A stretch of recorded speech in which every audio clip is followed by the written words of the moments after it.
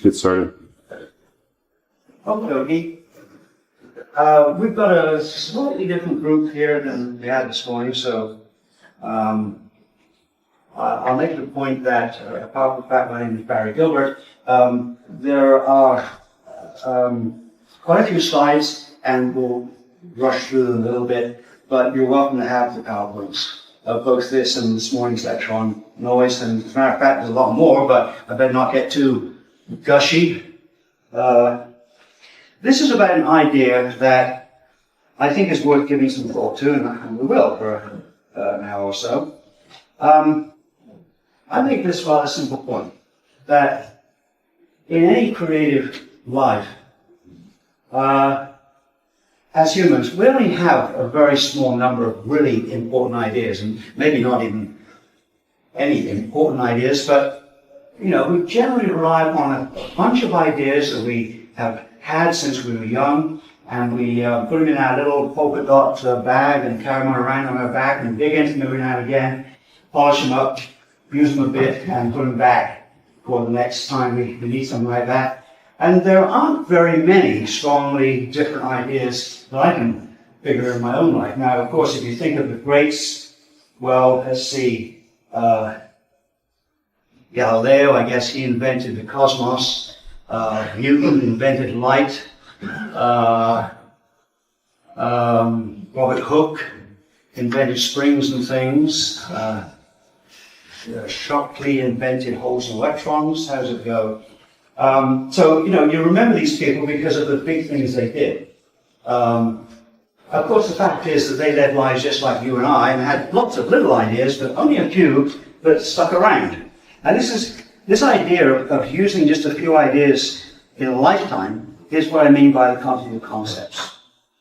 And it just struck me some time ago that there's a particular geometric form that keeps coming up in my life, and it's not the only idea I've had, but this is the idea of a circle.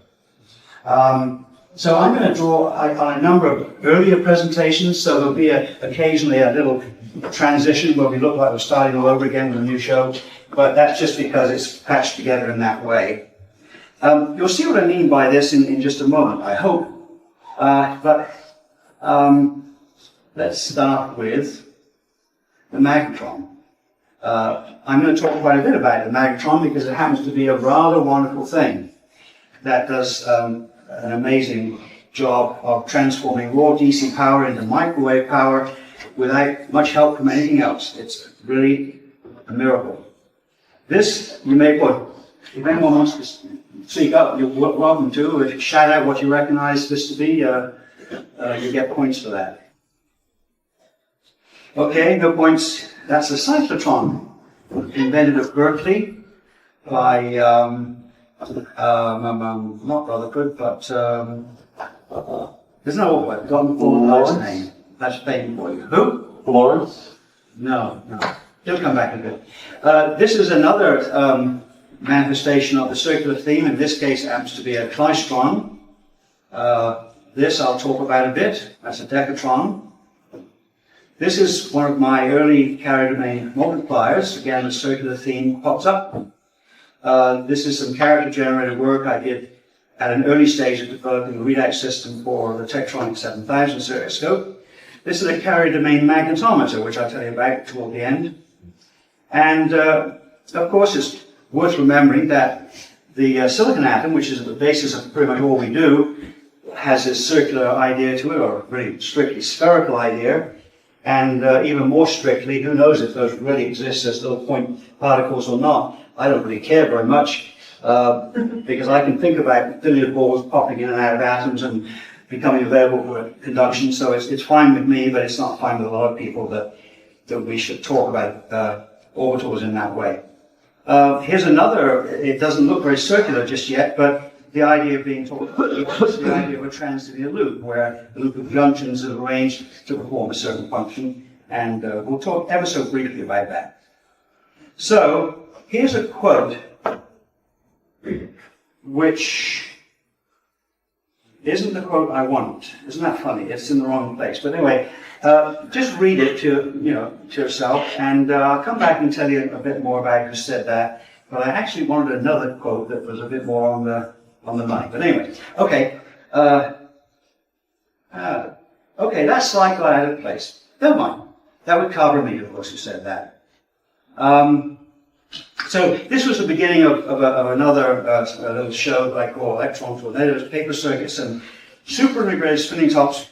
Again, though, it's a journey along this idea of a continuum of concepts that one comes to connect with and comes to love and utilize in lots of different ways. I'll just show you briefly sort of my starting place because it actually is more relevant than it may first seem. There's a town there called Bournemouth, that's where I was born, and not very far away there was a little tiny village, there still is a little tiny village, called Worth-by-Travers. You see it there. And Worth-by-Travers was on the map big time in 1937, the year I was born, because it was there that in about a year later, the first samples of the cavity magnetron were posted by Royal Mail from Birmingham University down to Worth-by-Travers at TRE. And if a spy had known about this little brown package, he'd have salivated because it contained two of the original magnetrons invented by Boot and Randall up at the University of Birmingham. So the point I'm making here is that there's a sort of a very visceral connection for me because this was only a few miles from where I lived. I lived in Bournemouth up there, and to get here you travel over the ferry at Sandbanks, there's a Marconi Memorial there where the first transatlantic transmissions were made by Marconi. Then you drive down to Nine Barrow Down and eventually find this little tiny village. And that's just how Google shows it today. It's not very interesting, but that little bump at the bottom is the place we're interested in. That's how it looks. It's just a one-pub village, very dozy place. At the south we have France, of course, over the English Channel, and then, more importantly, during the war years, of course, onward to Germany. So it's pretty easy for German aircraft to fly over to Britain and do naughty things. That's just another comment. Okay, so this is how that place looked in 1937. It's called the Telecommunications Research Establishment. And as I say, it was there that radar of the kind we would think about today as being particularly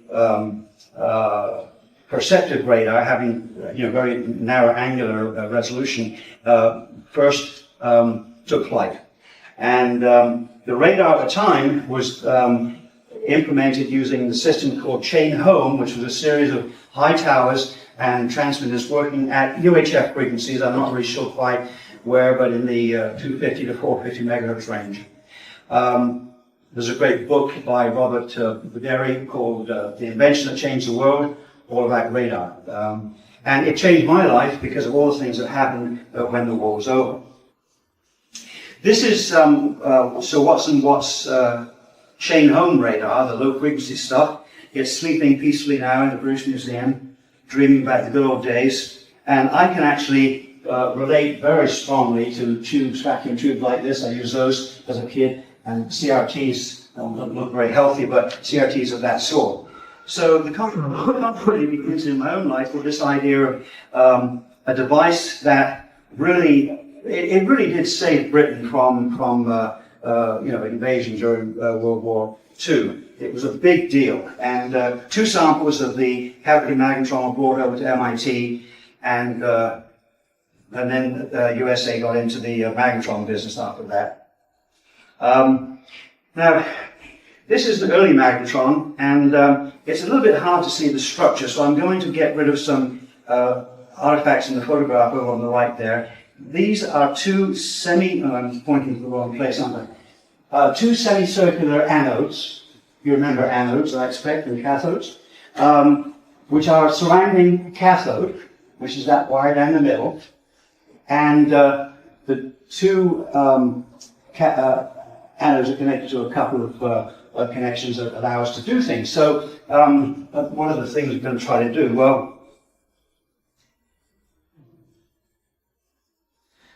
an external resonator was attached to the anodes A and B, and the electrons emanating from the cathode, which normally would just fly radially to the anode under the influence of E field, are persuaded to also spiral because of the H field, which is pointing this way.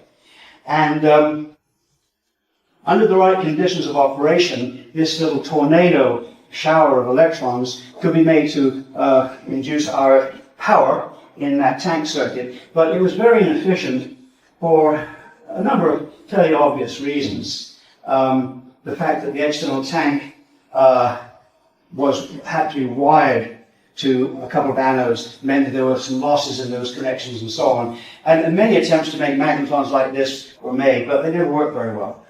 I've got some of these in my own collection, and I plan to fire them up someday.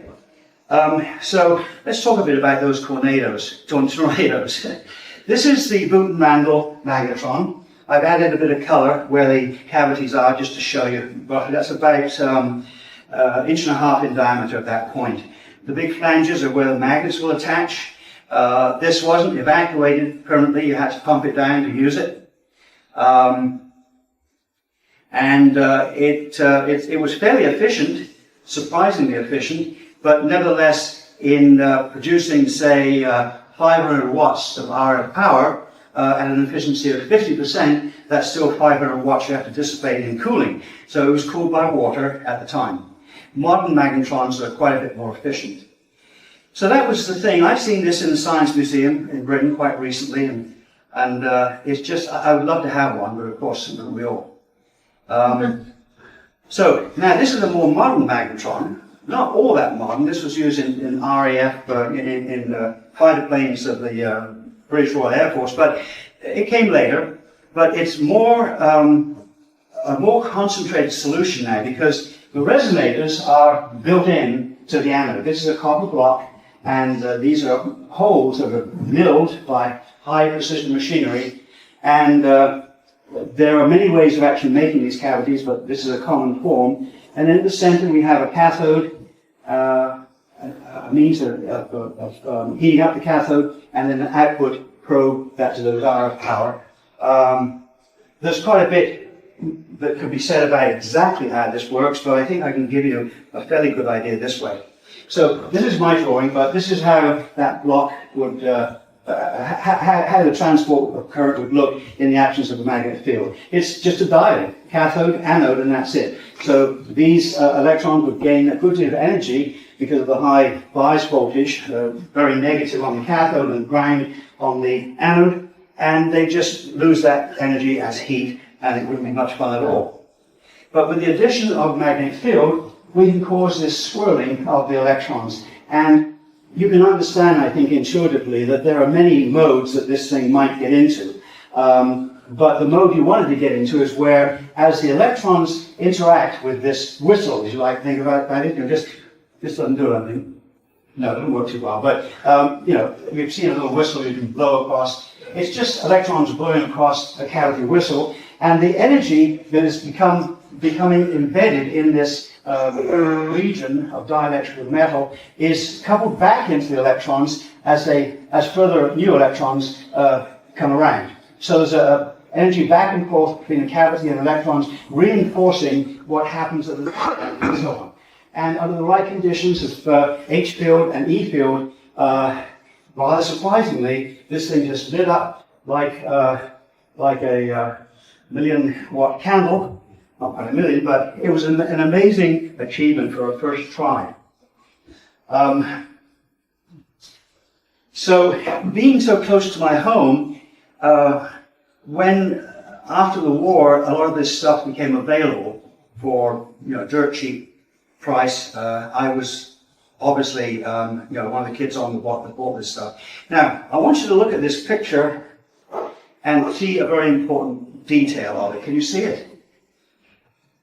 Oh, come on, your eyesight must be that good. Right there, can't you see that? That's a church. It's a Norman church. I think it's 1100 or something. Pretty old church. There it is, and a rather fuzzy picture of it. It's right here. I can go down there. It's a 2-mile walk from the main road down a dirt track, or a bridle path it's called. And there's the Norman church, and then there's a Coast Guard station, and there's a memorial to the magnetron there. And Maybe we come to see that again. Well, never mind. You can see there's the path I just talked about. It's a long walk. And there's a little church. No, there's a church. And this is the Coast Guard station. Yeah. So it's perched right on the ocean front. And the reason I show it, it will become apparent in just a moment. That's the memorial. I can't remember what the plaque says, but something like, here a very clever idea was first tried out and it worked. Wasn't that nice? Something like that. So I like to believe that in the middle of the night when everyone is sleeping, this thing wakes up and it begins to do a little dance with St. Albans Church, and they have a lot of fun together, remembering the good old days. But the reason really for being serious about this, if I can be for a moment, is, hello you down there, can I turn the light down a bit? A bit really means off, because that's the only binary chance we have here. But so this was the first target ever used by the magnetron radar working at 3 centimeters that was invented at TRE, 10 miles or so from my home. And they directed their parabolic antenna and magnetron waveguide, magnetron-driven waveguide toward this church, and they got some first reflections from that church. So that's a very historical place for a lot of reasons. I expect the Normans had another reason for saying it was historical. But they do this little jig in the middle of the night if we're not there, because no one else is around there at night. And this is the pub. It's called the Square and Compass, co-signed by the young guys that celebrate over there. And again, in the middle of the night, the lights come on and ghostly figures walk around talking about the good old days. Now, this is a much more modern, well, again, I should say much more modern. This is a modern, but modern only in the sense of meaning, say, 1940 or 42, something more like 1942. But it made a very quick development into a much more potent form. The efficiency was higher. It was more manufacturable, of course. You can tell by just looking at that old Boot and Randall magnetron. It was a bit clumsy. And this was permanently evacuated. So there's where the cathode will go. And that's the anode block. And there's a probe. You just like to see the probe that couples into the RF output. And down here, of course, we have the heater connections. So what's remarkable about this is here we have a device that's no more than a diode. That's all it is. It's a diode that can squeal like mad at 10 gigahertz or so. And to this day, it's a wondrous device. I kind of have a hopeful longing that one day we'll be able to make a graphene magnetron. Or to put the emphasis elsewhere, a graphene magnetron. Because I got a feeling it can be done. This is a more modern magnetron. It's the sort of thing you'd find in an oven, but it's not actually from an oven. But you can just see here now that it's cheaply made with welded copper vanes, and the cavity consists of these vanes at an angle. This looks back in toward the cathode, and it's very cheap to make, but nevertheless can be very powerful in spite of the crudeness of those cavities. The fact is we don't have to have a nice circular cavity. There's lots of ways to kill a cat. Oh, I shouldn't say that. I got 4 of them. So after the war, there is the, I thought I put that in there, didn't I? There's the quote. And if you read it and think about it, it looks like something I might have said. Well, you wouldn't know that, would you? But that's exactly how I got my start. But it wasn't me, and you've already seen the guy's picture. It was Carver. Carver Mead said that. And when I read it first, I thought, man, that's exactly my experience, because you could buy this stuff for pennies. Wonderful stuff. Let me see if I've got something here. Here's one. This is an indicating unit type 73. It had one 3.5-inch CRT. There's a circular theme again. It'll come up many more times than that. And these things worked. They were loaded with interesting stuff. You can't see it in this picture, but I don't know how it looks to you. Up here, those are a whole bunch of adjustment potentiometers that you trim on the other side of the panel. But it's got an on-off switch, so let's see if it works. I know it works. Yep, lights are on. That is St. Albans, believe it or not. And as you can see, it's a very, very weak reflection with a lot of noise that one has to average out somehow. And the averaging was often done on the phosphor. simply by having a long persistence phosphor and a low beam intensity, you could build up an image and make quite accurate measurements. So one of the additions that came along pretty soon was a cursor. And you could move the cursor across that time base so that the geometry of the CRT was inconsequential, and measure that particular spot in time, which of course corresponds to a spot in distance. That thing there, anyone know what that might be? You're too young. Too young and innocent. That, my friends, is where the detonator went. If your plane was going down, the first thing you did is blow up your equipment. That's serious stuff. And I used to buy these things, and they always had a detonator tube. So they were pretty intent on minimizing the evidence that was left behind in the event of a crash. Serious stuff. Now, this is actually the very first indicator I used as a kid. These are lovely vacuum tubes called the F50s. This is my little kitten Bisky, who spends most of his life with me. But that's the thing. That's the thing I built my first TV set on. And again, it was only because it was so cheap that I was able to afford it. I had a paper rag, actually two, one in the morning and one at night. And with those few pennies, I could afford that stuff. And I don't think kids today have that. I know they don't.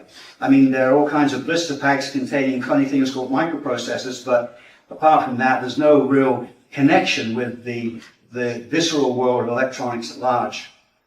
Actually, I should say electronics at large, because nowadays all electronics is that small and you can't really get to the guts of it. Here's another one. It has two CRTs. What a turn on for a kid. And these are some of the CRTs I harvested. I've still got these at home. I've got, maybe 50 to 70 CRTs and 38 scopes, and I love to collect this stuff. But this one was a 6-inch CRT that had a white phosphor. They usually had a green phosphor. So when you're making TV sets, of course you want a white phosphor, and so the 517 or VSAR 517 was a much coveted CRT. But there are so many more. I made the scopes, of course, with the little beautiful babies up there.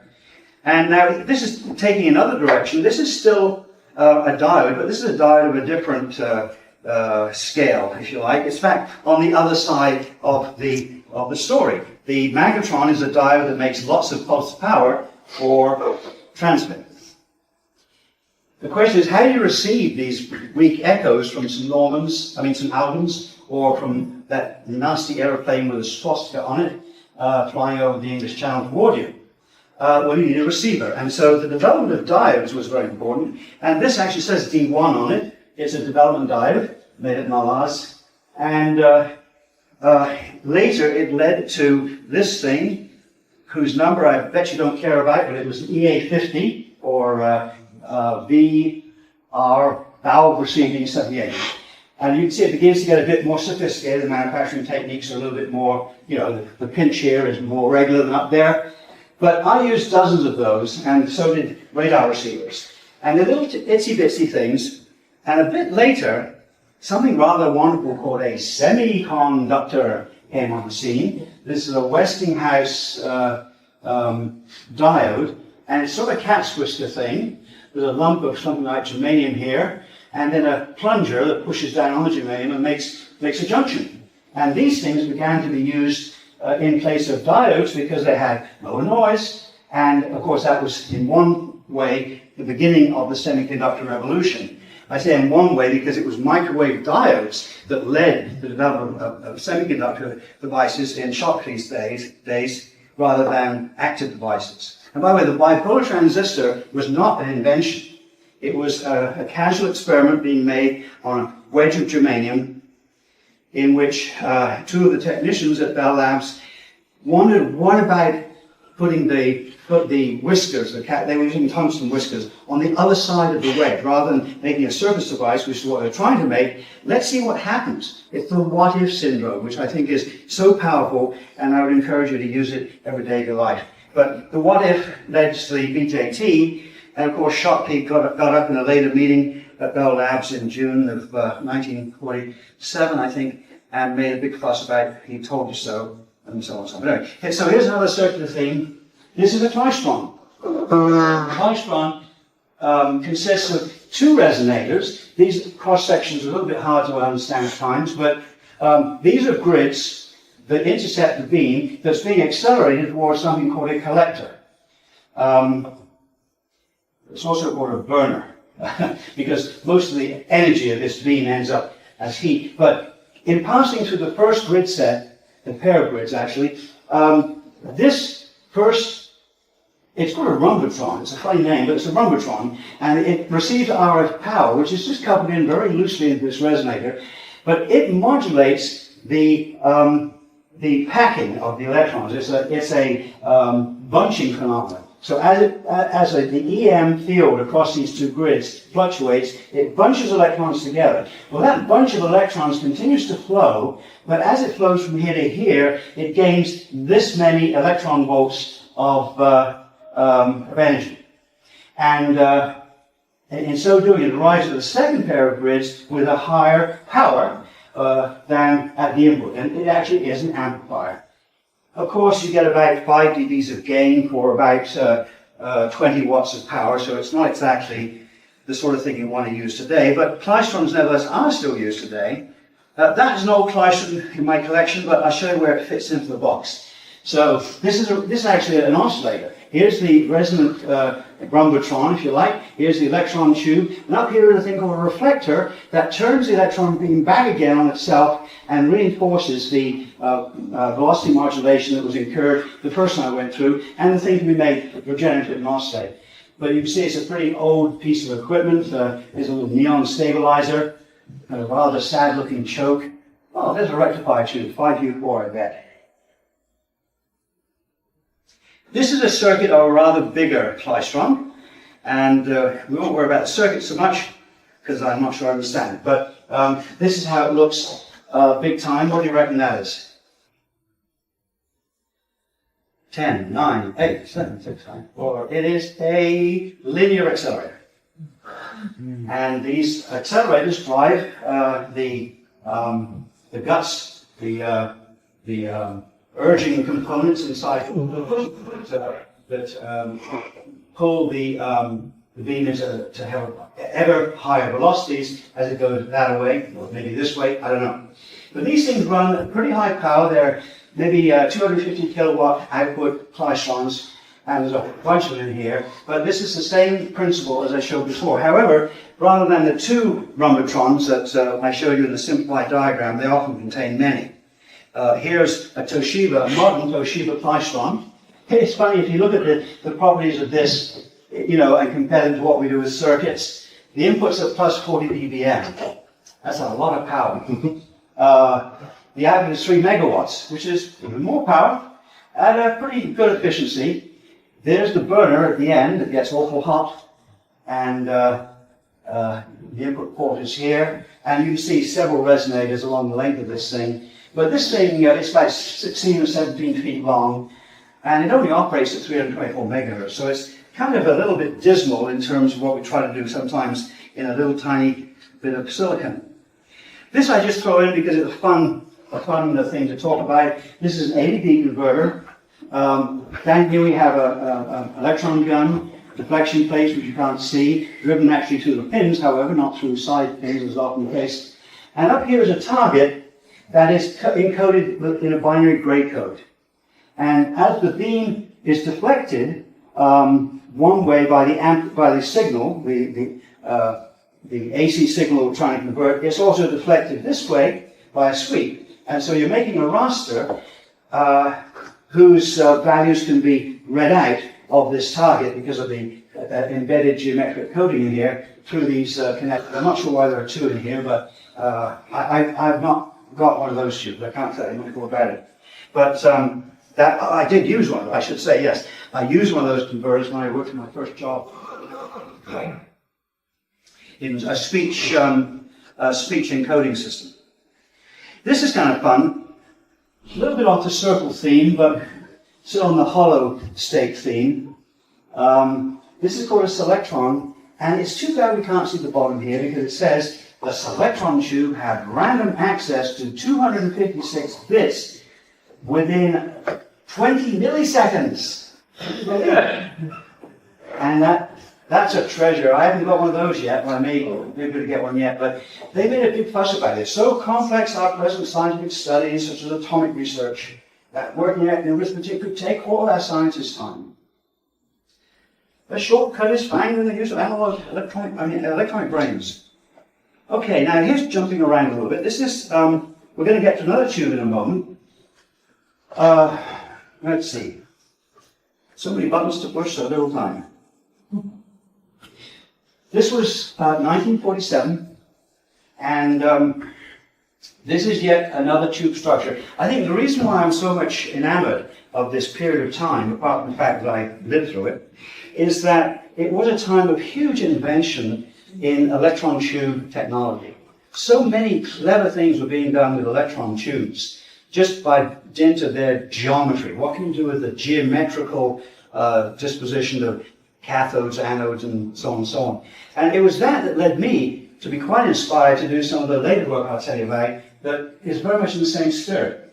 So here we have yet a new tube structure, and it's an FM modulator. Actually, the device itself is a phase modulator, as we'll see, but here's a picture of it. This is in a reconstructed transmitter that actually runs. There's the phasoton tube, and there's an electromagnet that accepts the audio input or the music input from the radio station. How the heck does that modulate? Well, these pictures don't help you to understand it too well, but you can just about see a whole bunch of little grid wires here, and there's a cathode in the middle, and those grid wires are activated with the RF carrier in such a way as to make a kind of a waffle of an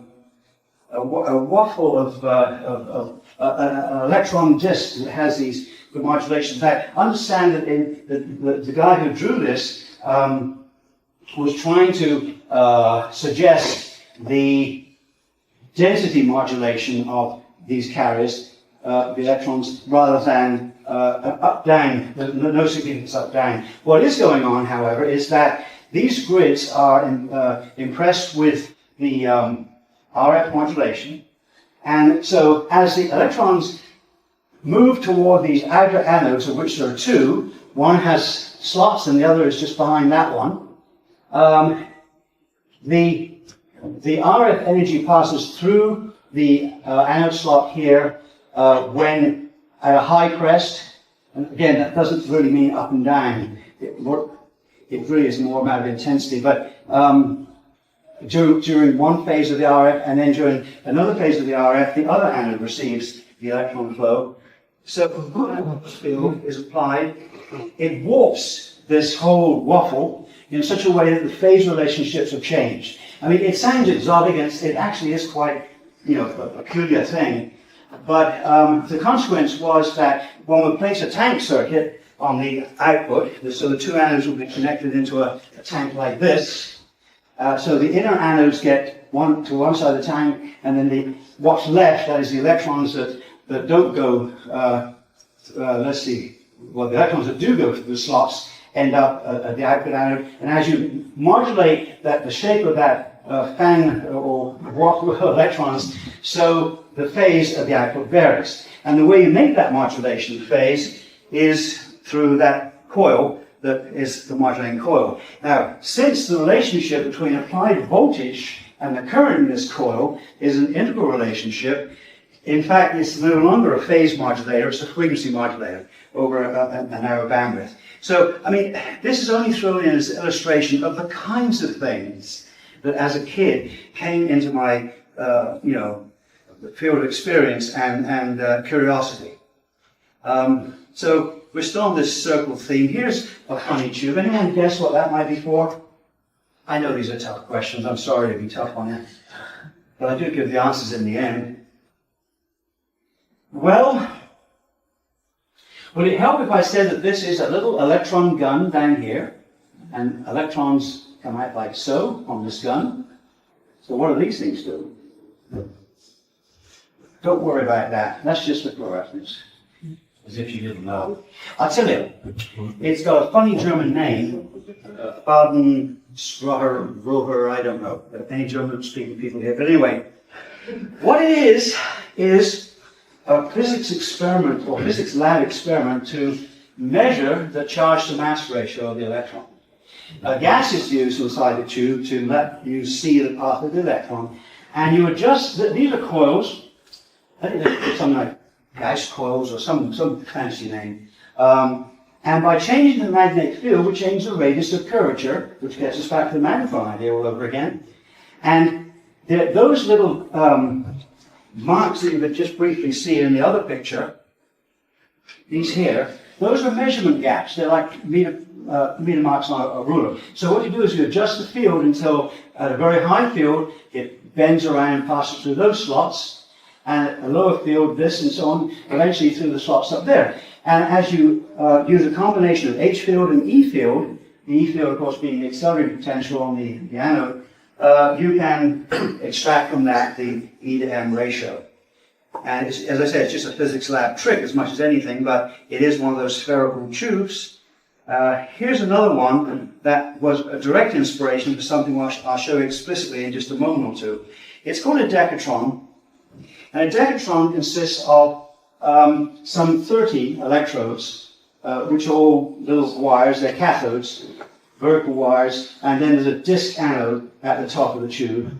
And you see that the pairs are driven, it's a bit hard to see from this diagram, but they're driven, here's a two-phase clock. So we're actually, first of all, making this very negative, and then this very negative.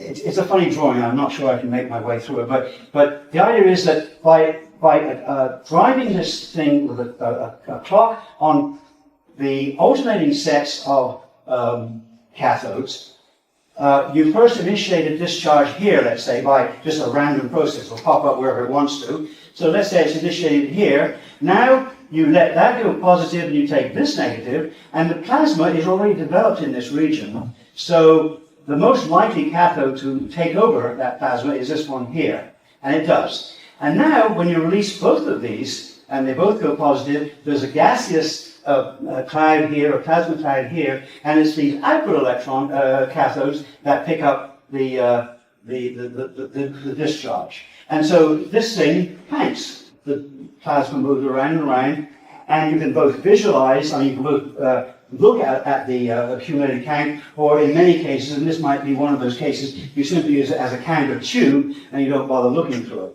Looking at it, I should say. So I use these a lot, and Decatron, it was a very popular counter tube at one time. And as you saw a moment earlier, that's how it looks when it's running. So, let me show you, if my machine will let me. Well, first of all, here's an ad. So this one allows you to bring all the cathodes individually. It runs at 4 kc. I suppose you know what kc is. Kilocycles per second. 4 kilocycles per second. With access to all cathodes. That's a GS10C. I've got lots of those. And the GS10D is just meant to be used as a counter, but it'll run at 20 kilohertz.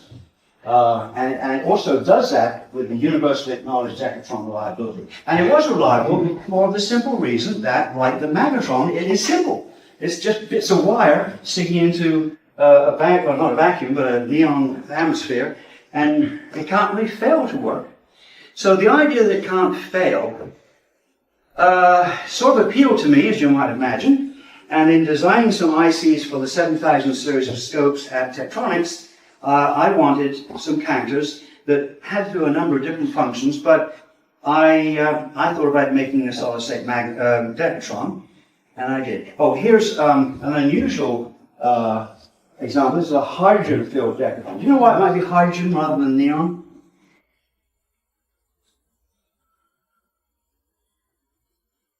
Ooh. What's the difference between hydrogen and neon? Hydrogen is smaller. It's a faster gas. So these things will zip around at 80 megahertz. Wow. These are called trocatrons.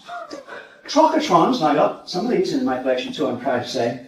They're heavy because they have a magnet. You can see the magnet in this case, you can't see it in this case. But that arrow tells you which way round the count goes. And in fact, inside this thing, there's the base. It's quite a lot of pins, about 18 pins.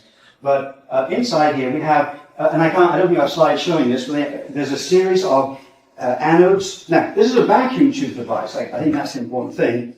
And again, it's the crossed field idea. The magnetron uses an H field that causes electrons to rotate and to go into this kind of tornado, I call it.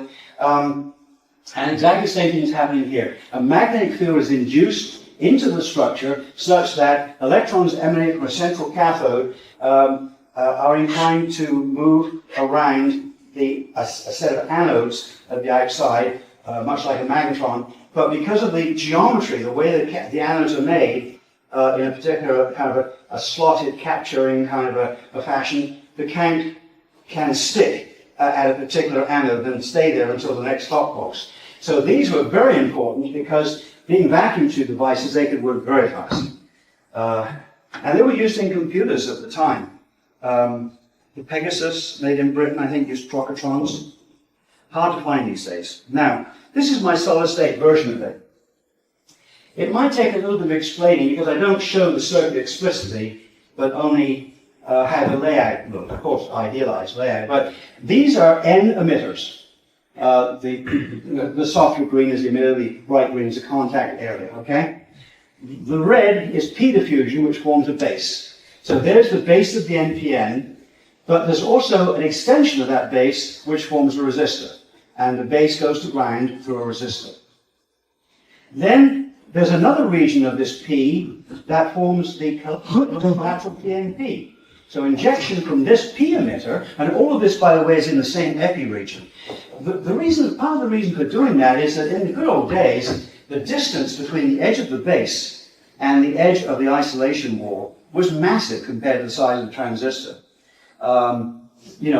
Just roughly stated, it's a bit like this, the postage stamp would be the active area of the device, and the postcard would be the isolation area, something like that. So you want to try to get rid of isolations as much as you can. So this thing threw everything to the same tub, the same epi region, so everything's connected. So there is connection from here to here, underneath by virtue of the resistivity of the epi, but the buried layer, which is in white, makes it more favorable to connect this collector current as it arrives vertically from the emitter to be connected to the base, the active base region underneath the P emitter.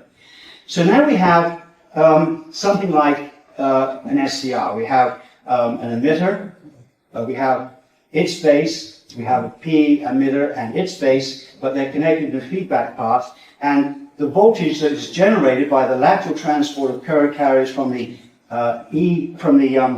P-type emitter is made into a voltage by this resistor. So if I show a little animation, we will end up with this P emitter being active, of course, not having little bubbles as I show here, but there'll be transport back to the base, in fact, two ways. Furthermore, there'll be transport forward of holes from this emitter into this base, which raises the potential on this base. But so far, this emitter, because the clock phase hasn't yet favored it, this emitter is off. So we have a current delivered in phase one to all the emitters, but one of them gets that current, transports it through the barrier up to PNP and causes this feedback. We also feed out to another set of cells which provide counter buffers. The counter can continue working and sweeping across the top collectors while the top latches, and that's something you just arrange by relative magnitudes of bias currents. So this is very tiny, and certainly by the rules of the day, it was far more dense than MOS was. There wasn't much MOS, as a matter of fact, at this time. So we get this same transfer in one direction, just like we did in the Decatron tube. So that was directly inspired by the Decatron, and they're used in a lot of applications today. I still use them because they're so powerful. You can get a divide by 10 into far less space than using binary JKs with feedback in a bipolar embodiment. I'm not sure how we'll do this in an MOS embodiment, CMOS embodiment, but I've made these in very dense silicon germanium processes just for the fun of it, And that's, by the way, that's why you should do a lot of things. It's just for the fun of it, if you get the chance. Now, this was a moment, half of my lecture is falling down into the floor. We've got to fix this up. But anyway, I'm just kidding. This was a major epiphany in my life. It was in 1958, I think, that I saw my first Tektronix scope. And it amazed me because it worked. It did everything it was supposed to do. So up here we have a thing called and trigger slope. And sure enough, if you change the trigger level, you can see the trigger point going up and down a sloping edge, a pulse here or something. And trigger level, if you flipped it, sure enough, it went to the other edge. Everything worked. The time base was calibrated. It had all these plugins. You could plug into different things. It had calibration outputs. It was lovely. I got several of these in my home collection now, and I sometimes use them. But it was a moment of inspiration. Now this date is, it doesn't show on it, it says 1960. That was the date I did my own sampling scope, which we can't read because it's off the page here. But I was so enraptured by this, I decided I was going to build a scope just like it. And so ordered a lot of parts from Tektronix, the CRT and the knobs and other special parts, and put together this. So here's brand VG, and here's brand Tektronix. It says demonstration sampling Crow. Crow was the cathode ray oscilloscope. But what was neat about this was not only did it have a set of plugins doing different things, and these are precision offsets that allow you to make voltage measurements, this was all sampling, and this was real time. And so when you put this thing into delaying sweep, you can't really read anything here, but you switch to delaying sweep, it became a real-time scope, and used a real-time ordinary time base. When you switched to delay ed, it changed gears and became a sampling scope. And so the little brighter region that showed where the sampling time base would run became transformed into a full stream signal. And I can say a lot about this thing, but it was a labor of love. The neat thing about it was that way back then, in 1958, when I started on it, it used it used nothing but transistors for all the time bases and amplifiers. It used one or two vacuum tubes for deflection plate driving, cathode followers, but it was using the transistors of the day to achieve about a 700 megahertz bandwidth. And that was a remarkable thing about sampling. It really turned me on, because with what followed was sort of audio frequency circuitry. Once you've captured a sample of the signal, you stretch it in time and you can process it however slowly you like. And another thing this thing did was it drove a pen recorder, so you could get beautiful, high-quality paper recordings with the noise suppressed by a mechanism which, if you're interested, come and ask me about it later, but it's a very powerful noise reduction mechanism. And so I was proud about that, and I got to Tektronix on the basis of that work, I suppose. This is just, oh yes, another novelty here was the use of feedback. Normally at that time, samplers were very crude. There was basically just diode switch and then an amplifier with all open loop.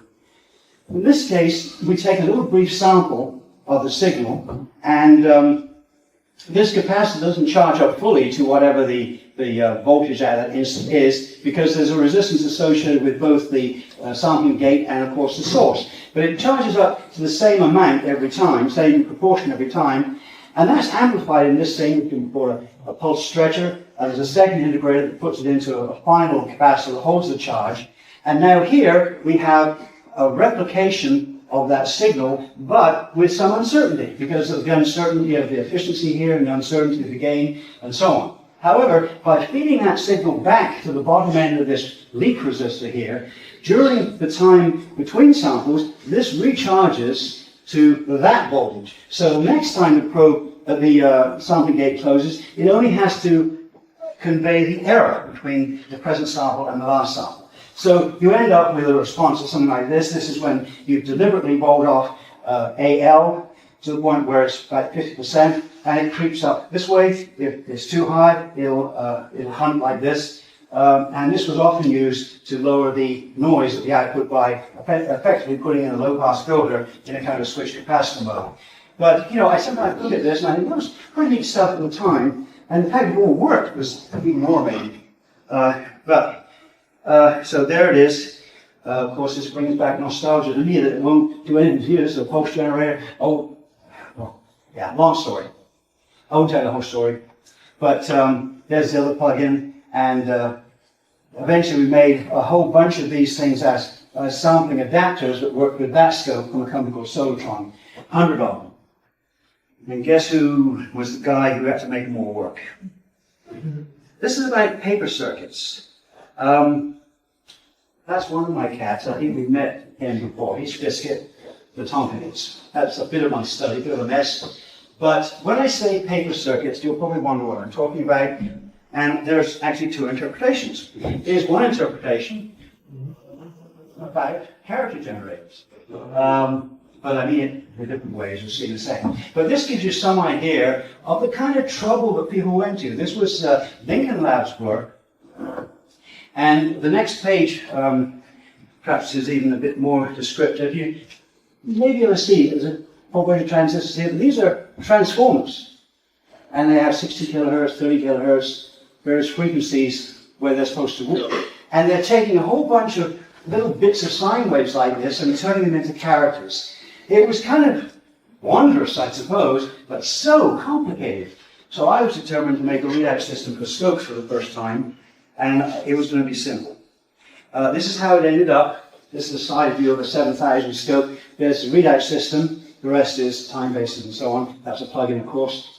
So we just take off the side of the scope to get that view. And in there are 14 ICs I did in 1 year. I think probably one of my most productive years. And this is how I started. Here's where the paper comes back. This is Tele-Delta's paper. It's a paper that is coated with carbon, and it's resisted with a sheet resistance of about 2 K per square. These are silver paint lines that I drew, painted actually, with a paintbrush, onto the edges of this stop sign shaped region of Tele-Delta's paper. And these are little contacts that in this case are meant to generate the character 3. The output currents from the upper and lower contacts are taken to the Y amplifier, and from the left and right contacts to the X amplifier. And of course you can see intuitively that this is not going to be linear when we start dividing current up in that field, but we can put the dots where we want and make it linear. So let's apply a current to this dot. Then the currents divide up in the way shown, and a position appears on the CRT corresponding to the division of that current into its 4 components, or principally the X and Y components. Now, if we apply half the current here, and the other half of the current to this dot, then it's as if there's a phantom point in the middle. I think you can see that intuitively, but, it maybe take some believing. But, so we can move the dot on the CRT from left to right, and we continue to do that by applying a series of currents around in this case, the particular character 3, ending up with all the current flowing at the end. And, of course, you need many of these. So in the demo that I made to show the president of the company, Howard Bong, I made 50 of these, so there were all of the numbers and all the alphabetic characters and some other special signs like mu and things like that. And these were on printed circuit cards, and I had it all working so it made sense on an oscilloscope. And he was sufficiently impressed by it that all the other methods that were being discussed at the time to read out in the scope were dropped, one of which was the use of an optical encoding disc inside the plug-in, with coherent optical fibers through the interface up to, so unfortunately the guy who had that idea, Hiro Moriyasu, died of electrocution in his own workshop a few months ago. He was from Japan. He saw the first bomb dropped on Hiroshima, and his folks were killed during that time in the bomb raid, and he lived, and he was raised by monks, and eventually came to work with Tektronix, and he was highly regarded. Very quiet guy. Nice guy, but that's what happens to nice guys. Now, you may be asking, doesn't matter. I made contact with all these little silver blobs through little fragile wire, and they're driven by a circuit down here that takes a bit of explaining. I think, I won't bother right now, but I call it a Kermit. It's a common emitter, multi-tanch, and it makes a series of Gaussian shaped current pulses with respect to the voltage difference applied to the two base ends here. So we can scan these points by the use of a waveform that doesn't have any abrupt discontinuities as, say, a triangular wave would. That results in a certain amount of smoothing of the character, but it was permissible. But I've used Kermits over and over and over again, and you could write a book about them. But not just that one circuit. So this was the next development. I mean, the first was the demo for how to get hooked. The next was to make these things. And I had the silly idea of keeping the shape of the character in the monolithic chip. I wanted to see the character down there under a microscope, which was dumb. But anyway, that's what I did. And so now we have base contacts to, of course, contact this region, collector contacts here, and this is the epi region, and these are emitters. So again, there were 50 of those, one in a package, and they were connected up again to this Kermit in this particular way, so that they all had a chance of receiving, let's say, this first current. So the current flows in here, and then with a Gaussian transition flows in this collector, and then, whoops, this collector, and so on. So when the current is mostly, this is the emitter current that you don't see on the bottom of the page here, but this emitter current is mostly flowing here. It's applied to all of the first dot, the first position on all of the character generators. But because the bases can be selected, you pull up on one of the bases through, I'm not sure I show the wire here, but on one of these bases we make the potential higher, and that favors the current flowing into this character or that character generator, and so that's how the selection was done. And, you know, it worked, but it wasn't very elegant. This is just how you can view it, but I wanted to get to the next step. So this is how that original looked. It had an array of, I don't know, over 100 emitters, and you just picked up the emitters you wanted with metallization.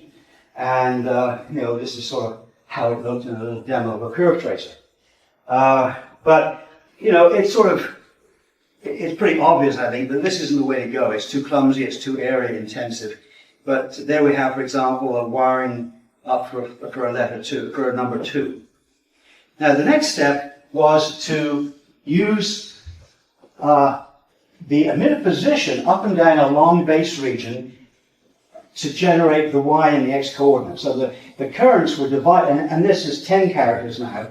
The currents were divided into x and y components just depending upon their physical position. So I think I have a little sort of animation here. You see each of these emitter pairs are generating a particular point xy point on the display. And this was driven by our old friend the Kermit, a pretty clumsy big thing in those days. So the next step, which was the way of doing it, was much cleverer. It was, when I say clever, I mean much more decent, you know, much more elegant. So it uses a set of transistors having 6 emitters each, and then by selectively connecting a number of these emitters to make the x coordinate, and a different number perhaps here to make the y, and throwing the rest away as a z current dump, that current coming from the Kermit that's scanning these characters gets divided up into x and y in accordance with the very simple proportional representation shown on the right. And this was a sort of scale of things. So here would be a main character, but then you also have some below the line writing area. But you're constrained, of course, to the sum of the two currents, two coordinates, I mean, being less than or equal to 1. So it was a bit funny in some ways, but it turned out you could generate all the nice characters you wanted to with that. It was kind of fun to generate a font set to be most visible. So I go on at some length here about defining a symbol for one of those stages and so on. And then that was a bit from the paper that was about it. And this is the chip that eventually called the M25, I think, as I remember. And so here are the division areas, and our old friend the Kermit down the middle. There I show some of the points that were available to put the characters onto, with 6 emitters in each transistor. It was high time, a lot of fun. That's the main thing. Now, still at Tektronix, where I had a lot of liberty to kind of do things that I thought might be fun to do, I developed some super integrated devices. Now, you've already seen a super integrated counter. That was the thing that was taken from the Decathlon book. And by the way, I call it a string counter because it is a ring counter, but it's also like a skinny string. So here's the circle again. I really wish I had some other pictures here because this doesn't really explain the whole thing. This is from paper, JSC paper. It's about a semicircular region of conductive material. So it's a D-shaped region of conductive material, and I did the experiments with Teledelva's paper. My son took down the DBM readings as we worked at home on this. We've also used pudding bowls with salt solutions in them and so on, but we had a lot of fun with this stuff. Here's the thing, text a bit explaining, but if you apply biases to the top ends of a D-shaped region, current biases, there'll be a certain point around the circumference where the potential can be made to be highest. And by changing the ratio of those currents, you can move that high point of potential around the circumference of this region. Now you can imagine if that region is a base of an NPN transistor, and we put an emitter in there, which is a half of a ring, and then put a collector underneath, we can cause the injection to occur over a very limited span, limited angular range of that emitter, where the base region is most positive as induced by these external biases. Now this was just simply to show that I determined experimentally that the relationship between the injection angle and the bias coefficient, I used maybe X here, that experimentally my son and I working together, of course he wasn't doing much of the thinking, but that's okay, it was fun. He and I found that the relationship was an inverse cosine relationship. And I wanted to prove that, so I did a conformal transformation. I simply, first of all, completed the circle, since it's perfectly symmetric from that point of view, it doesn't matter. It's a complete circle or half a circle, and then transformed that into the infinite plane with this transformation, and did the analysis, and sure enough, you find, lo and behold, it's an arc cosine. It doesn't get the end of the analysis here, but it is an arc cosine relationship even in theory. Now, I may go back to that. The reason why arc cosine was interesting was that as the domain moved around the emitter, the amount that went left and right was a cosine relationship, of course, being a circular path. So the arc cosine, in response to the modulation voltage, was cancelled by the cosine relationship in the collector, and the overall transfer function became linear with regard to what I call the x input. The y input is a completion of two complete halves, so the y input was the magnitude of the current supply to the two emitters. And that was very linear because that's just it's just a cascade from an emitter down into the base and then into the collector region. The thing I didn't like much about this device was that there was a lot of redundant capacitance, because really the only active region of interest is where the domain is, and all the rest is just parasitic. It was still pretty fast. It was about a nanosecond rise time when the domain was pretty much well over toward the contacts, and I think it became about 3 nanoseconds over here somewhere. But it was a good proof of concept, and I wrote the first paper on that, and then a guy called James Smith, very strange name, he wrote a follow-up paper, and I can give the citation if you want. I was going to show you some other stuff here, but let me jump to this one. This is a solid-state potentiometer, and the idea here is to follow up on that same idea. Now, we're out of the circle theme a little bit, but this is an N emitter. This is a P gate, a P channel gate, a PMOS transistor, and so is this. And so the MOS part is symmetrical, and they both point inward toward this region, which does three things. It is the active base region for the NPN, at least the emitter is the active region, but it's the base for the NPN. It is a resistor from left to right, and it is the drain of the long PMOS transistor. And I think you can see that if we bias up the PMOS transistor gate to source equally along the length of this device, that the current density is uniform all the way along. So we have a sheet of current, of uniform current density from left to right, and it's balanced on the other side so there are no big transverse fields under the emitter. Now, I think it's fairly apparent that if you have a sheet of current, of constant current density, injected into a long resistor like that, you end up with a parabolic distribution of voltage. So if you tip the ends of that device linearly, then you have a new parabola whose maximum occurs as a linear function of the applied voltage. You're just moving left and right, and it's a perfectly linear function. So now we have a much more concentrated domain, and a much tighter device, but furthermore, there's a buried layer under here, which I think I show elsewhere, but there's a buried layer which forms the resistive tract, if you like. Think of this as a potentiometer in which we're making a domain, which is like the slider, and a resistive tract, which is the output. So there's not much consequence of the epi region here, because the epi is very high resistance, and it's in this buried layer where most of the current division occurs. So, I think maybe, yeah, well, this is our old friend, the current.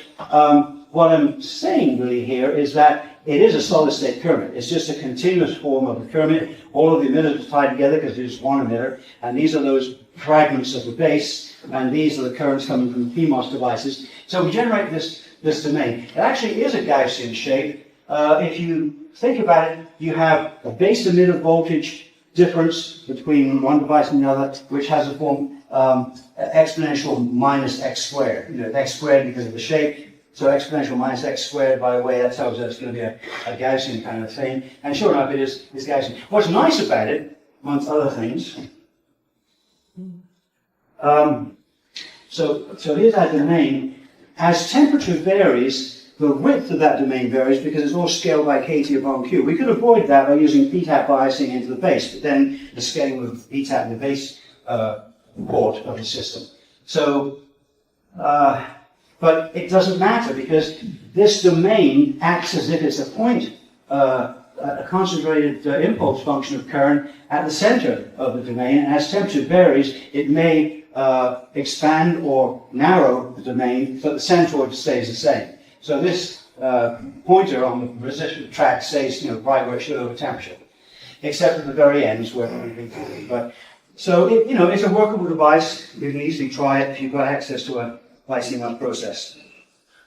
So we started with this picture, and I wanted to get back to something that's very closely like it. This was 1940. And this was 1970. This is a carrier domain magnetometer. And again, like all these super integrated devices, it takes a bit of explaining. But there's an N emitter at the perimeter of a big base region.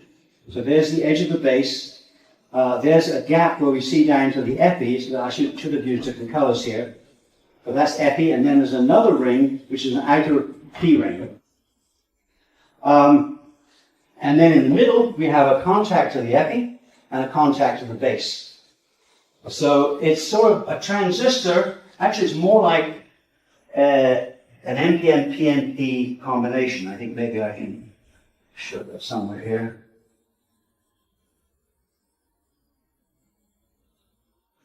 Yeah.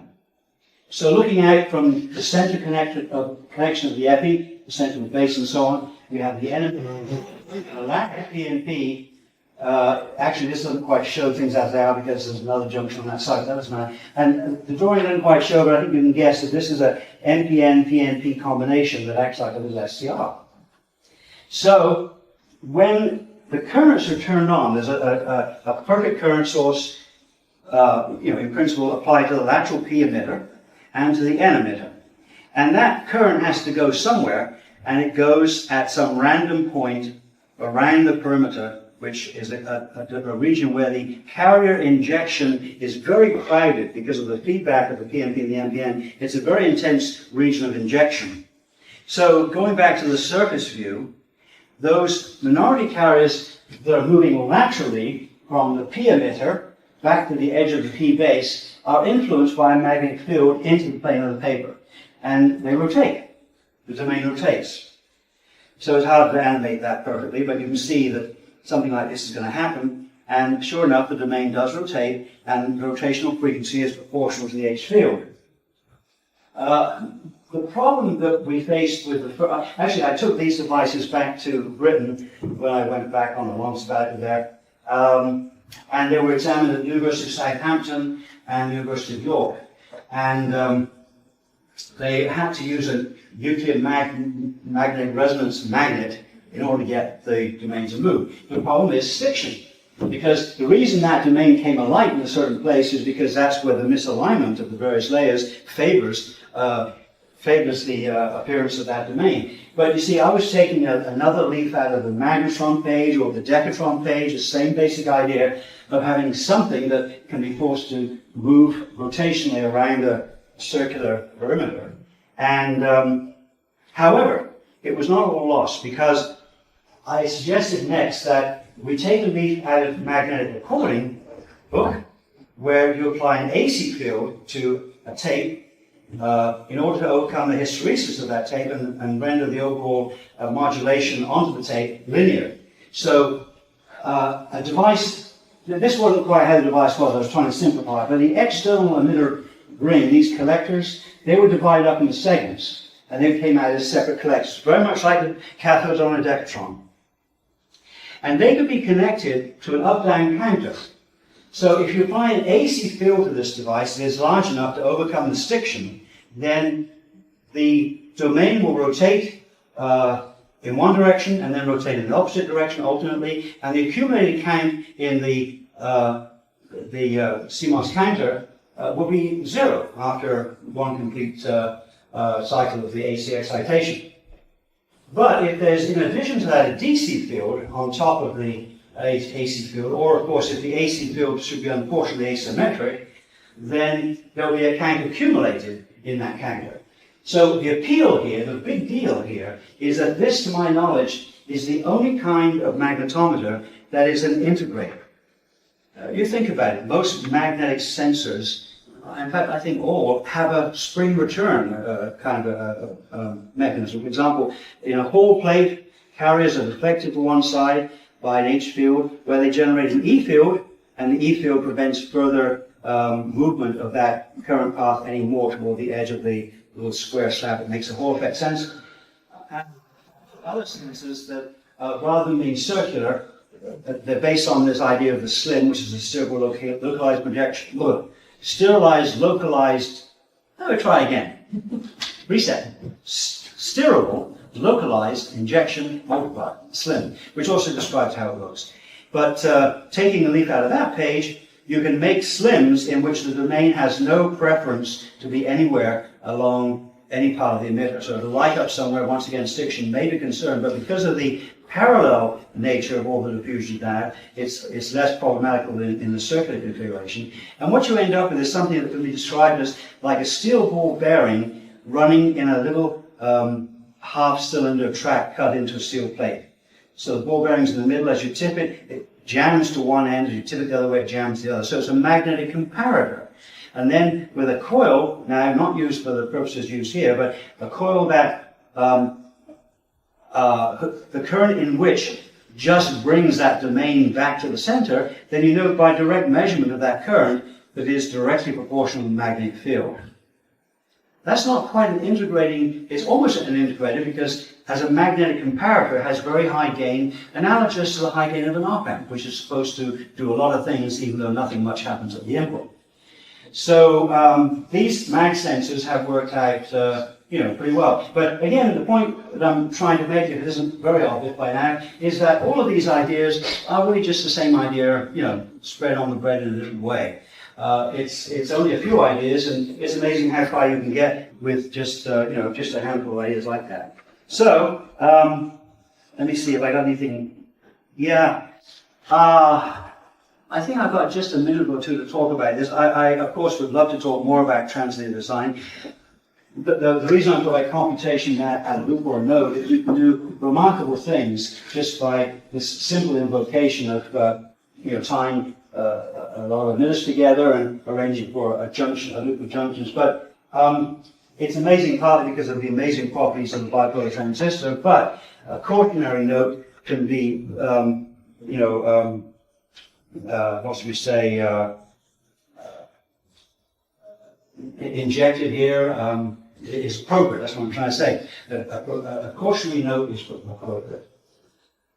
And that is that today's devices are very tiny and they have very high thermal resistance. And so transient circuits don't work too well. Because even a very small amount of heat can raise the temperature sufficiently to throw a spanner in the works. I mean, I'm not saying it can't be done, but you've got to use big emitters and multiple stripes and so on. And you can actually, I use translated circuits a lot. I shouldn't say it can't be done, but it's a bit harder than it used to be. And if you read in textbooks about little VGA cells that are supposed to be nice and variable gain amplifiers, forget it. I'll tell you why later, but they don't work very well. So I like to call the bipolar transistor the mathematical transistor because of this simplicity of its behavior. So this is just jumping back again to the early Tektronix days. The question arose between myself and George Wilson, can we do any better than this classical mirror because we've got the aerogel, the beta, and so on? What can we do? And as an aside though, looking back, it is the first example of a translinear loop because this is the loop in question. It's only two junctions, and it is a unique element that can only be done in transistor mode. It couldn't be done in vacuum tubes, and it can't be done with depletion mode transistors. It can be done with enhancement mode devices. So it wouldn't work with tri-vacuum tubes. So it was a new entity, and it had this rather interesting property that it could replicate a current applied to its input and its output. And this led to a lot of people getting all excited about current mode, this, that, and the other, and one of those people was me. Since got over that. So if one mirror is good, two are better, so let's take two of these guys, and notice that we might have connected two inner nodes, but at the moment, treat them as super mirrors, and there's no cross-breeding between them. What goes on in here has got nothing to do with what goes on in the room next door. But if we break that connection from ground and apply a current in its tail, we suddenly have a truly new cell. And I want to emphasize this. You should be asking that every moment of your life. What if, what if, what if, how about, maybe, will this work? And it doesn't matter if it doesn't. No one knows, just between you and your computer if you're simulating stuff. But ask what if all the time, because it's such a powerful question. And of course, when things don't work right, you ask why. And you don't stop until you find out why, and then you go on with another what if. So I'm trying, I guess, to provide a philosophy of life here, but that's my view, and I'm sticking to it. So you end up with really a new current mode cell. And it does some interesting things. And I'm not going to go into a great length except to say this was the start of the translinear idea and the current mode idea. And there again is our circular loop theme and the dot theme. So as I say, these are very powerful questions. And you can hope that you're going to get to the next step through some kind of clever analysis, maybe. Maybe you're going to hope to get the insight through mathematical approaches. I'm not, for the moment, casting aspersions on mathematical methods, but I see the mathematics as coming afterwards. Think about the what-if thing. Think about some possible answers. Then the math is there. It's a tool. You use it when you need it, but just as you don't build a house by looking at a hammer, but you need the hammer later on, I don't think you jump immediately to mathematics to get the insight you're looking for. Some of the insight, though, as I've mentioned to some of the students already, can come through using a simulator, because the simulator contains or embeds expert knowledge of tens of thousands of hours. And if it isn't reliable by now, if simulators are not reliable by now, so many years after the 1970s at Berkeley when SPICE was first developed, then something is seriously wrong. And of course, every company has its own, I don't know about every company, but at least Analog Devices has its own particular flavor of simulator. We built our own from the ground up. We have a new one right now that's just come along that we're getting used to that does some pretty remarkable things. But You can ask what if of the simulator. And again, unless you've got someone like a boss, I hope you don't have a boss. That's the worst thing I could wish for you. But if you have a boss who's glaring over your shoulder, you might be reluctant to try some of these what if experiments because it can look very dumb when they don't work out, which is, 90% of the time. But if you have the freedom to work at home with a little laptop on your knee and a little kitten beside you to keep you company, you have a great deal of fun just exploring ideas and discarding them almost as quickly as current carriers fall out of a piece of wire. So another approach, of course, is the how about, which is really the same thing. And there are more of these little sort of axioms that I would recommend. But I certainly would recommend you indulging in invention as a way of life. I guess I'm not sure where this fits quite, but this is another translinear circuit, and the loop and dot theme will show us in a moment. But this is rather cute. It's an analog array normalizer. So its inputs are a series of values coming from some sensor. Bear in mind that in many cases, the information in a wavefront comes about from many different directions. So, for example, in sonar or in seismic activities, you're not looking for absolutes. The absolutes don't mean much. It's the relative magnitudes of an array of signals coming from an array of sensors around the area, and those are taken as a vector that contains the information you're looking for. So this was an analog approach that did that very quickly.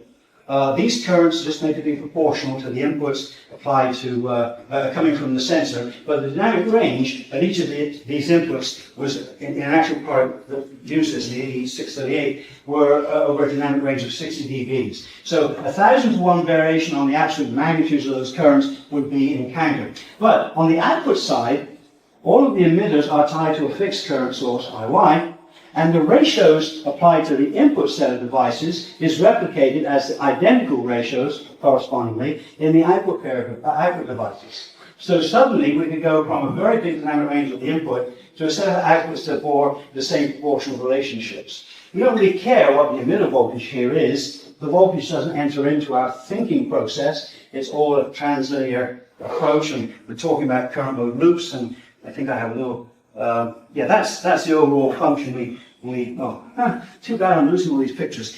That's the overall function, but it says that the output at any of the collectors like W is equal to the input to any of the input nodes divided by the sum of all of the inputs times IY. But in fact, there was another trick in the 8538, which was described actually in a Journal Solid State's paper of the same title, was made to in a feedback loop. So I made it so that the maximum output from all of these 16, there were 16 inputs and outputs, the maximum output was held at a set point, which was a full-scale capacity of an A to D converter. And then all of the others took up the relative positions in a ratiometric fashion. So that little loop just changed the IY to make that happen. Okay, now this is what I thought I was going to put later, but you've already seen the guy's picture. That was the guy that said there was so much cheap electronics available when I was a kid and so on. And man, I could have written that. It happened just like that to me. But one of the things that Carver Mead said is you listen to the technology and you know these things are real and intuitive. They're not, mathematical entities. They're not. We don't really care if electrons or wave functions or particles. I mean, certainly in a discussion around the dinner table, we might well talk about that. It's fun to think about it. But as practicing electronicas, we can still get by for years to come thinking about electrons as little balls that fly around inside transistors, and as currents, as electrons falling out the ends of some wire and so on. There's no harm in that. It's just that he would say they're totally real, like water coming out of the pipe. He was close to a hydroelectric plant when he was a kid. And these things grow. I think, if I can say something I think I touched on a moment ago, I think it's a shame that, and I may not be right about this, but that modern youngsters, of your kind of age, really are deprived of having a lot of hands-on experience with very kind of rudimentary things. I mean, when I was young, not that you should do what I did, but resistors were like fuses. They were big things with sort of semi-pointed ends, and they clipped into a holder. And you could pull out a resistor and clip in another one. I mean, this wasn't experimental work. This was how the resistors were made. And then vacuum tube, they had just a 4-pin thing. You screwed it down with some wood screws and wired it up with twist nuts and so on. And it was all very hands-on, and you felt for what was happening. And nowadays, when I look at a schematic, I feel like an electron. I mean, I think like an electron, think like a transistor. I ask myself, this is a high-speed process. Is that transistor going to think it's supposed to be an oscillator? You know, we touched on this morning. Because, you know, it'll do what it's supposed to do. It'll do what physics says it must do. So don't get misled by too superficial a simulation study of some system where you put a lot of effort into the big important signal path stuff, and then you have some bias cells and some maybe audio interface or something you stick on at the end, and those are the things that let you down, because the audio output, the headphone amplifier thinks it's a 10 gigahertz oscillator, and the band gap screams like a banshee at 15 megahertz and messes everything else up. So worry about those things, worry a lot. When a circuit is giving you a little evidence that it's not doing what you want it to do, that's a little cry from the heart. But the important thing is, if you can, find a lab. I'm sure there are labs here. I'm sorry to be so ignorant. I only just came on the scene this morning. But find access to a lab with a scope or two or signal generator, whatever, and mess around a bit. Because, you know, the simulation studies are great fun and very informative. But now and again, it's fun just to make some resistors blow up and, you know, damage a few transistors and have to throw them in the waste paper basket. I don't know if you've got transistors like that. I've got stacks of old transistors at home. I'm also going to say if you want any. By the way, a sort of a semi-opera I made, and to be honest, I'm going a bit beyond my primitivity here. We run a lot of project wafers from my lab. You know, on pizza wafers, whatever. Because it's very important to have an opportunity to try out crazy things like these super integrated devices and just see what they do. And they only get a few days lifetime when you get the silicon back before they're thrown away. If there should be a good cause, you know, and I mean, maybe I'll set myself up as the judge of that, I don't know, but if there should be a good reason for wishing to try something like that, let me know. You know, I'm Professor Minch can give you the email address. It's just my name.hammer.com. But, you know, it's possible we can just put those stowaways onto a project wafer and try a few things like that. Particularly with regard to devices. You know, circuits, they can't be too big before we'll say, well, you know, can't you simulate this? But if it's very high frequency stuff, you may want to make it just because, you know, the simulation's a bit imperfect. I know that you have access to MOSIS, and that's okay, but, you know, it's not exactly an advanced CMOS process. We have some pretty advanced, you know, silicon bipolar processes and by CMOS now. So just bear it in mind. We also actually run on TSMC's shuttle occasionally, but I'm not the best guy to talk to about that. But it's something to explore, because I know, you know, how difficult it is to get access to, you know, some of these weird technologies. And I suppose to some extent I have a slightly hidden motive in as much as I'd like to encourage you to think about bipolar transistors. But anyway, that was Carver, dear old Carver. Mr. Einstein II. He's now deeply into understanding the quantum world, and I think he's on the right track. I was saying in an early conversation, one thing we can agree about is that the real world doesn't depend upon us observing it. That seems to be such a ludicrous idea. I just can't believe anybody buys that. You know, the idea that the cosmos suddenly disappears because we're not glancing in the right direction when the moon is up, give me a break. So, it looked like, you know, neural networks are one of his older things, but he's sort of gone out of being hot on neural networks these days. And one of the reasons is that you understand neural networks are so hard on the interconnect frontier. That's where our brains differ so much, is the hugely interconnected nature of brain cells. I'll just say briefly, since I'm not entirely out of time, that, and you may know this, so, you know, forgive me for saying the obvious, but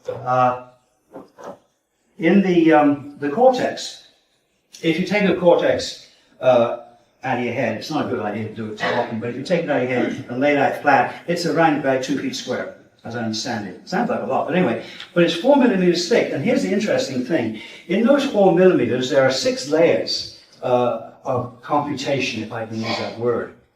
And there are connections both transversely between cells and vertically down into the other section of the brain and possibly over to the other side of the brain in places.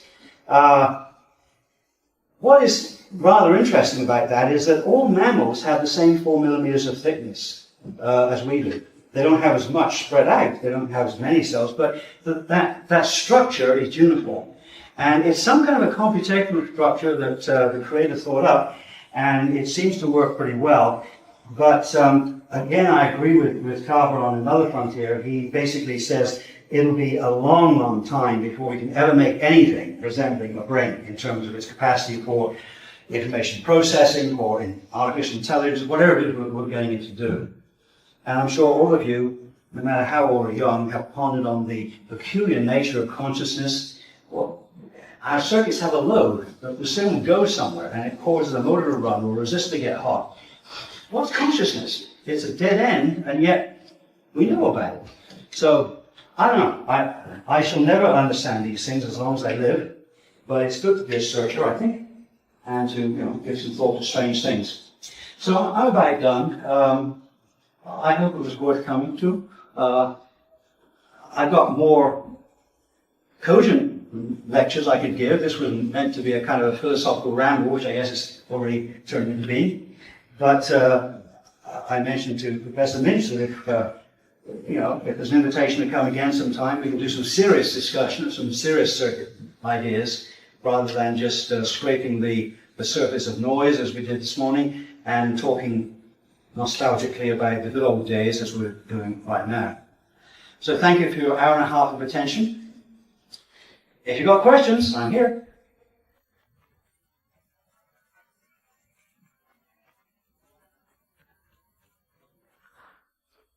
You are dismissed. Yes, sir. So you mentioned that when you were young, you got to actually play around with a lot of physical things. Do you have any ideas for how we could try to bring that experience back? Because, I mean, hobby electronics is sort of picking up again, but it's now in a very digital space. So a lot of hobby sites are popping up with people working with little microcontrollers. They're really making that technology more and more accessible. Do you have any ideas on how we can make sort of the old school analog electronics more accessible? Well, no great ideas, but of course, it would be nice to find contacts with people who have components that they're only too happy to get rid of.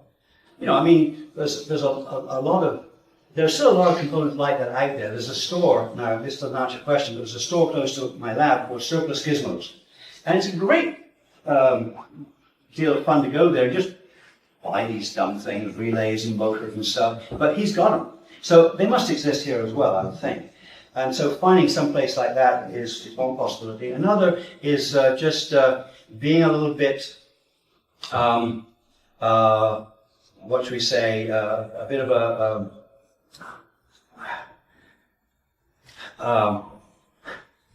irritant is the word I'm trying to avoid saying, but being a bit of an irritant through email to folks like myself and others you may hear about an analog device and say, can you provide these parts? And I think you have a parts access, to modern. One of the problems with modern ICs, as we well understand, they're so darn tiny, very hard to work with.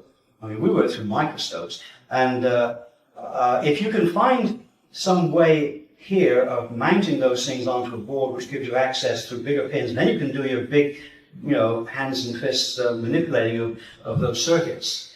But I don't think there's a quick answer to that. It's just where do you get old components? There's no military surplus to speak of anymore, that I'm aware of. There's eBay, and I spent a lot of money on eBay. No kidding. I'm into Meccano, which is an old construction set that used to be made in Liverpool in England, and I spent $18,000 just on Meccano parts. So you can easily go out of control if you're not careful. But it's a good place to, there's old vacuum tube sites where if you really want to play around with old vacuum tubes, just because you want to see what happens if you light up a filament, apply 100 volts on an anode, and wiggle the grid voltage, just see what happens. I don't think it's, it's not going to get you any hugely valuable insights in the sense of, helping transistor design, but on the other hand, it may remind you, or it may reinforce the realization of how wimpy some of those devices were, how little GM they had to offer, how noisy they were, how microphonic they are, and you get to learn that and you feel, yeah, I remember vacuum tubes, and you have this little fond feeling about them that you don't have just looking at a picture of. And certainly a lot of these, these rare, but nevertheless still plentiful available components are fun to play with. The Decatron, I mean, I don't want to make that the center of attention, but you can easily fire up a Decatron with just a 120 volt supply and a little pulse generator. You can watch the plasma go round and round, and folks can say, isn't that cute? But at the same time, you're also getting a feel for, gee, look how slow it is. I can only make it go at 100 kilohertz. I wonder why that is. Then of course, you start, maybe you'll even consider the nature of a plasma discharge and how long it takes to make plasma and how long it takes to decay, going back into more of a thinking mode than an observation mode. But does anybody else have any ideas about how to make this easy? Particularly some of the leaders, movers and shakers of this establishment?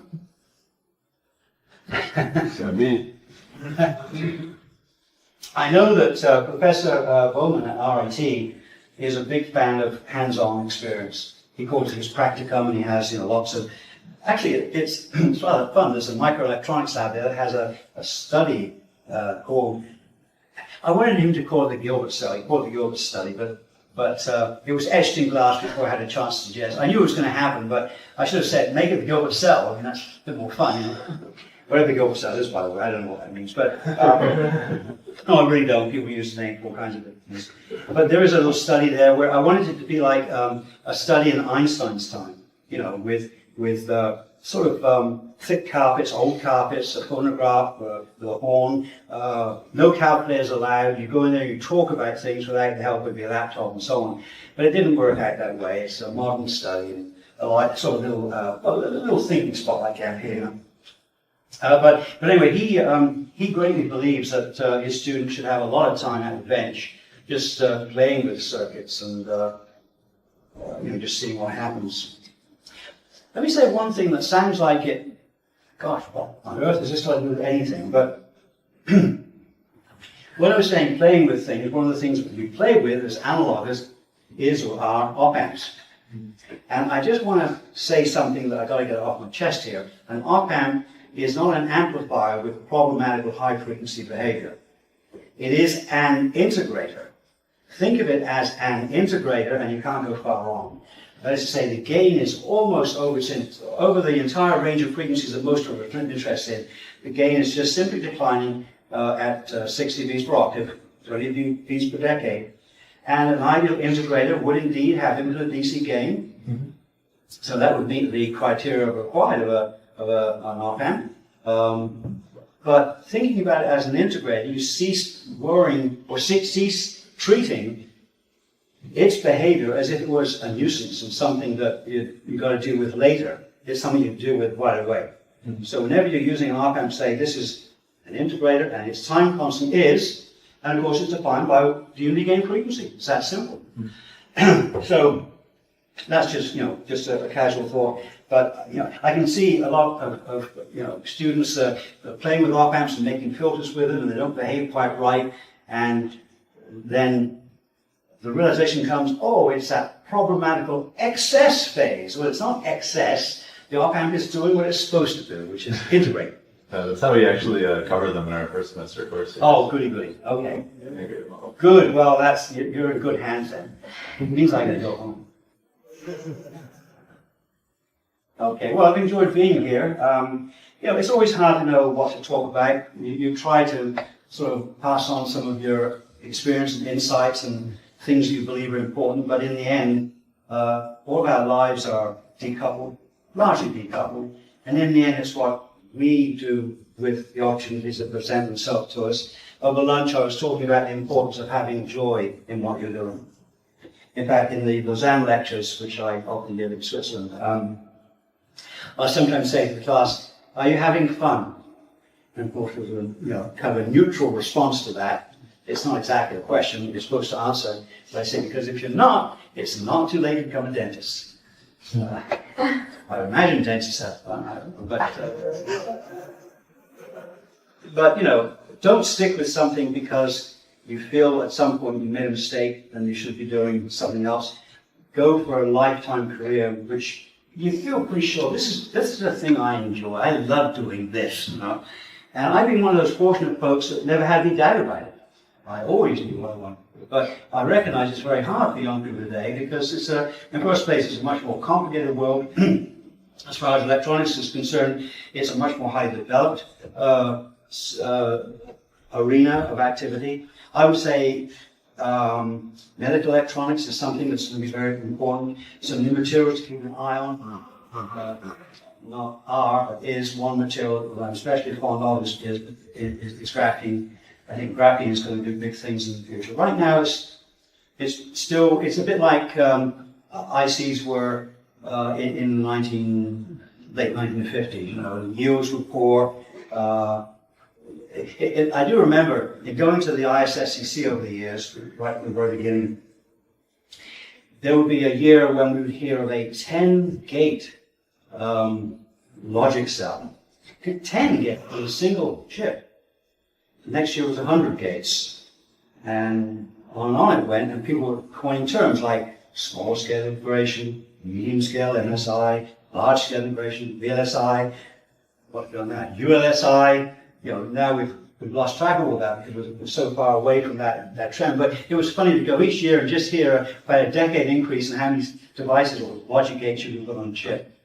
And of course, you know, being this kind of crazy bipolar guy, I would always be thinking, I know how to do that in bipolar. I don't need to do it in MOS. And I still think that, but that's just because we have access to good bipolar processors and important in that way. Okay, I'm getting a bit croaky. Thanks a lot.